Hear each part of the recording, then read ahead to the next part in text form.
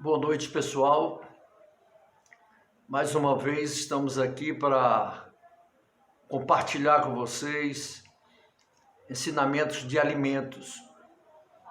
E hoje eu estou mudando essa nossa alimentação. Nossa alimentação hoje, nossa abordagem vai ser sobre a alimentação espiritual.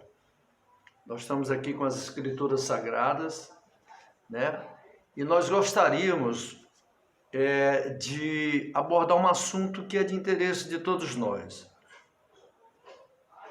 O mundo todo sempre se preocupou com a vida após morte. Todo ser humano tem esse pontinho aí de dúvida, se é que é dúvida, ou alguma coisa que incomoda, pela incerteza, muitas vezes. E quanto mais distante nós estamos da palavra do Senhor, essa dúvida aumenta. No momento que você cria uma intimidade, passa a conhecer, começa a estudar as Escrituras Sagradas, sabe, esse desconforto espiritual, ele começa a desaparecer, a diminuir. Porque aqui nas Escrituras, nós temos inúmeras promessas de Deus falando da vida eterna. O nosso Deus é um Deus de promessas e é um Deus que honra e cumpre as suas promessas. Em vários passagens aqui das Escrituras, o nosso Deus nos promete vida eterna. A senha para isso é aquele que confessa o Senhor Jesus como seu único e verdadeiro Salvador. Senhor e Salvador. Essa é a senha da vida eterna.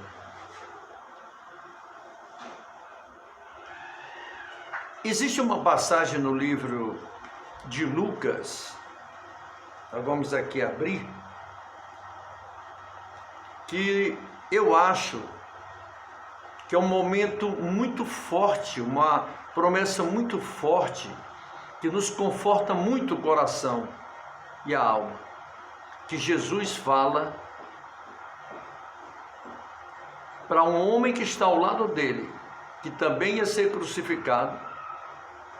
Ele deixa uma promessa naquele momento, que é uma promessa que serve para todos nós, uma promessa de conforto, uma promessa de fidelidade, sabe?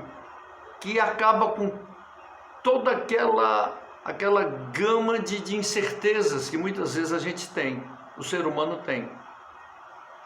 Mas essa passagem, dentre tantas outras de promessa de vida eterna, eu particularmente acho ela muito forte, acho ela muito confortante, né? Para que possa nos acalmar a alma e o espírito. Aqui no livro de Lucas, no capítulo 23, a partir do versículo 32 até o 43, eu vou ler rapidamente para que a gente entre no contexto, né, do objetivo da nossa mensagem de hoje. Então nós temos aqui no Lucas 23, né, a partir do versículo 32, quando diz: também conduziram outros dois que eram malfeitores para com eles serem mortos. E quando chegaram ao lugar chamado Caveira, ali o crucificaram e aos malfeitores, um à direita e outro à esquerda. Jesus no centro, um malfeitor à direita, outro malfeitor à esquerda. Continuando.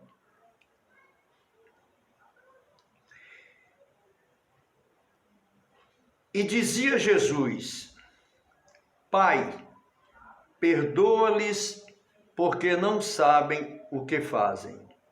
E repartindo as suas vestes, lançaram sortes. E o povo estava olhando, e também os príncipes zombavam dele, dizendo: aos outros salvou, salva-se a si mesmo, se este é o Cristo, o escolhido de Deus. E também os soldados o escarneciam, chegando-se a ele e apresentando-lhe vinagre. E dizendo: se tu és o rei dos judeus, salva-te a ti mesmo. E também por cima dele estava um título escrito em letras gregas, romanas e hebraicas: este é o rei dos judeus. Perceba bem aí o cenário de tudo isso que nós estamos lendo. E um dos malfeitores que estavam pendurados blasfemava dele, dizendo: se tu és o Cristo, salva-te a ti mesmo e a nós. Respondendo, porém, o outro repreendia-o, dizendo, o outro malfeitor entrou na conversa e repreendeu, o primeiro que falou. E dizendo: tu nem ainda temes a Deus, estando na mesma condenação, e nós, na verdade, com justiça, porque recebemos o que os nossos feitos mereciam. Mas este